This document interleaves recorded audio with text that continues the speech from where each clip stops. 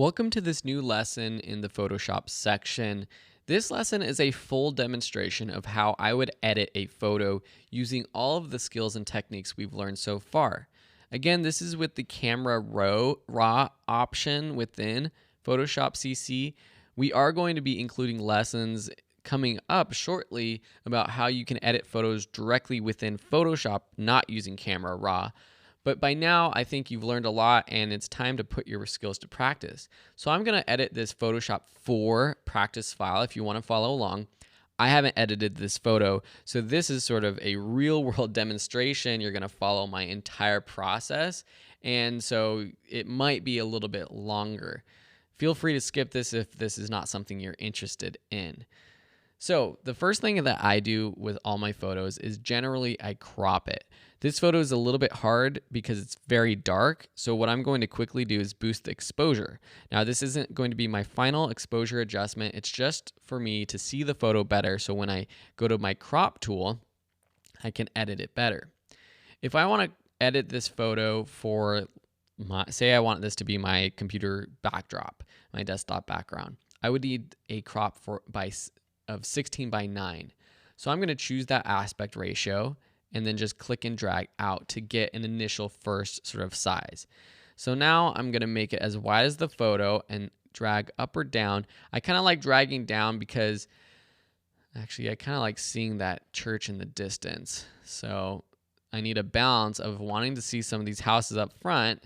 The main part of this image is sort of this river going through, and either I need to decide to just cut off that sort of chapel in the background completely or have it completely, because I don't, maybe something like that might be good. Sometimes it's a little hard for me to see with the overlay, so I'll just press return on my keyboard. And if you see this photo for the first time, you might not think anything of it, but I think I need to move it up or down. So let's go back to the crop, move down, press return. That's not terrible, but let's try up. It's getting more of the background in the distance. I think I like that better. There's more layering to this photo.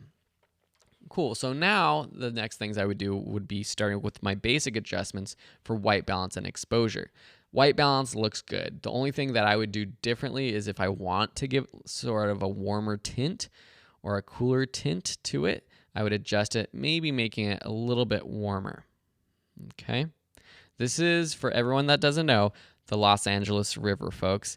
It's currently one of the, I would say, ugliest rivers in the world. Hopefully they do something about it. I know there's lots of groups that are trying to revitalize the areas around the LA River, which I would love to see. But yes, this is the great Los Angeles River sitting right next to all of these industrial buildings. It's definitely that sort of gritty Los Angeles vibe if you've ever been here. All right, so next I would play with my exposure. So I want to actually drop my overall exposure to get it to sort of starting from scratch.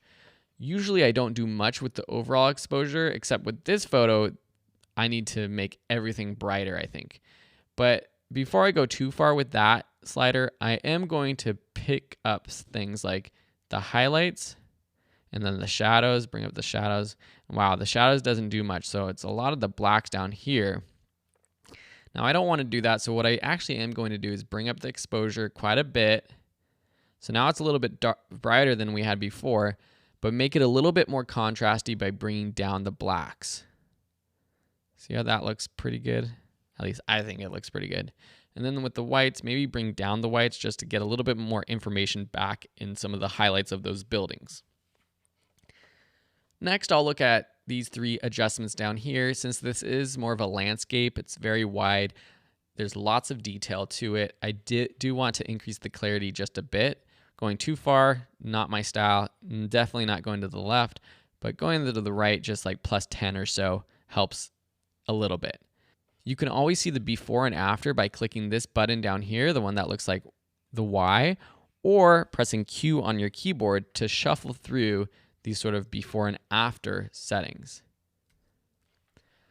With saturation and vibrance, I might just boost the saturation a little bit to give this image a little bit more color. Sometimes boosting things too much might sort of make it look unnatural, but since it's a landscape, I like to boost a little bit. I'm also going to boost colors individually using HSL in just a minute.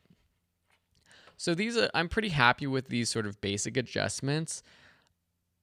I am going to skip tone curve for now. I usually like to leave the tone curve for the very end when I just add a little bit more contrast if I want. With noise reduction, let me zoom in here really quick. We were using a ISO that's really low, so you don't get too much noise. But zoomed in here, there's a little bit of noise, but it's also that balance of, do I actually want to sharpen things? I mean, everything's pretty much in focus. I also add a little bit of clarity. Let's zoom out and see what adding some sharpness does. Actually, adding some sharpening, to me anyways, I know it's very subtle and hard for you to see if you're watching just the video, it does pretty good. So I'm going to boost this to like 50 or so. And noise reduction, I'm just going to leave it because I can live with that little bit of noise that was added. All right, so now let's get to HSL. What I want to do is see if I can play with the colors of these trees that do line the river. So what I will do is use my pinpoint adjustment tool, the targeted adjustment tool, for saturation by clicking in the image to increase the saturation or decrease the saturation of these trees. And so when I do that, if I go too far, it looks unnatural because it brings some of the saturation of the buildings up. But what we can do later on is use some of our adjustment brushes or our graduated or radial filter to decrease the saturation up there, which I'm going to do. So I kind of have to live with that unknowing, seeing that, oh, I don't like the saturation up there now, but later on I might. I also want to get as much green as possible, so I'm going to bring up the greens as much as possible. Well, not as much as possible, but pretty far up. So right now it's starting to look a little unnatural to me, and I don't really like it, but we're going to fix that in a second. In terms of luminance and hue, I'm not really going to change anything unless I want to change these trees to be green. Nah, I'm not going to fake anyone out. I'm going to leave it as is. All right, so that is the HSL. Split toning I'm not going to do. Lens corrections, I will see what happens, but pretty much nothing because it's not reading the lens. I think I was using, or this was Sam's camera, and he was probably using a Nikon lens with an adapter. I don't remember exactly what lens, so I'm not even going to worry about lens corrections because it looks fine to me. In terms of effects, I also add a vignette usually at the end. Right now, I don't think I'm going to include any sort of vignette, so I'm going to skip that. We're also going to skip these last options there. So let's go ahead and make our local adjustments. So I'm trying to decide for the top and the bottom, or where the buildings are, should I use a graduated radial or adjustment brush? I honestly think the adjustment brush might be the easiest for this. So I've got my mask turned on, it's pink. This will make it easier to see everything. All my settings are reset. Let's actually turn our flow all the way up though. So now I'm just gonna paint up here, paint all these buildings, because I want the river really to be the main focus. So I'm painting down here. I am painting over some of the trees, but that's okay because I can erase them just by pressing the Option key, which takes me to the erase. And now I'm just gonna erase over these trees that were selected. I want the river to sort of pop as much as possible. Might go into the erase and decrease the size just a little bit, get some of these. I don't want it just to be like a dramatic line, so I just kind of go in here, make sure it's a little more organic along the edge. And then let's make it really small. And go over here, just following the river all the way up there. What I might do, I'm going to leave it at that for now. I'll show you what I'm going to do in a second if I want. So I'm going to turn off my mask so I don't necessarily see any changes until I make adjustments here, which I'm going to drop my saturation just a little bit. And if I drop completely, you can see that everything starts to decrease in saturation and the river really starts to pop. So let's do the before and after with Q on our keyboard. Here you can really see before and after how much that river pops than before. I might also just see what the exposure does. Making it dropping it just a little bit might make that river pop out. Even increasing the exposure might. It might be better to do that with the shadows or highlights, which I find actually looks more natural often than just adjusting the overall exposure. I almost liked it when it was dark like that. It really does kind of pop that way. When I increase the exposure, it starts to look a little wonky. Let's bring down the shadows. Let's bring down the blacks. I don't want to look too unnatural, but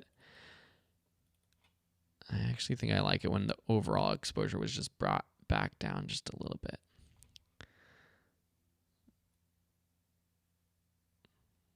If you want to get like super creative with this is how you could create some sort of interesting sort of depth of field perspective.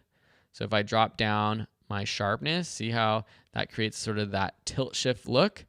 I'm not going to do that for this photo, but that's how you could apply sort of a tilt shift look to a photo using either any of these local adjustments. My question is, do I want this full sort of field over here to have the same edits as the river here? Or do I want to also include this within this adjustment brush? Let me just test it out by taking my add brush and just painting over here really quick to see what would happen if it kind of looks like that. Let me undo. Let's make it a little smaller so I can get a little bit more precise. Something like that. I don't know. You tell me. Pressing undo, Control Z on a Mac, Command Z, or Command Z on a Mac, Control Z on a PC. You kind of go back and forth. I think I like it on there. Maybe if I decrease the flow just to drop the exposure just a little bit. Actually, not the flow and the density, just to drop a little bit so it's not competing as much. That kind of works pretty good. Okay, so now let's look at our mask. See how it's a little bit lighter here on the right-hand side? I think that looks pretty good. Cool, so I'm happy with those local adjustments. I didn't show you this before, but this is how you can quickly rotate an image if you're interested in that. Let me just think if I want to add any sort of contrast. It's pretty contrasty already, so I'll just play with this curve, but I don't think so. It's crazy contrasty right now, so I'm gonna undo that. I'm actually pretty happy with this image compared to the before and after. I think it looks way better. The colors are a lot better. Maybe going through my overall sort of exposure, bringing up the black point just a little bit is a little bit better. I feel like it was almost too contrasty in these buildings down below. Hey, but I'm happy with that. So this is my process of editing. I'm going to go ahead and save it just to show you the entire process. So clicking save, I'm going to save this in my Photoshop edits folder that I created before. I'll just save it as Photoshop practice number 1. JPEG. I don't need to remove location information. Quality all the way to 10. No limits. Resize to fit. Nope, going to turn that off. Resolution 150, sharpening, nope. Click save. Now let's go to our folder. Should be in here. And there you have it. Here is our practice number 1. Hey, this looks pretty good to me. I'm happy with it. It definitely pops a lot more than the original image, which let's look at. There you have it. Original image, before and after. I'm happy with it. Thank you so much for watching this full demonstration. I'm going to do another one with a portrait edit, and then we're going to jump into Photoshop to show you how you can edit photos right within Photoshop itself, not using Camera Raw.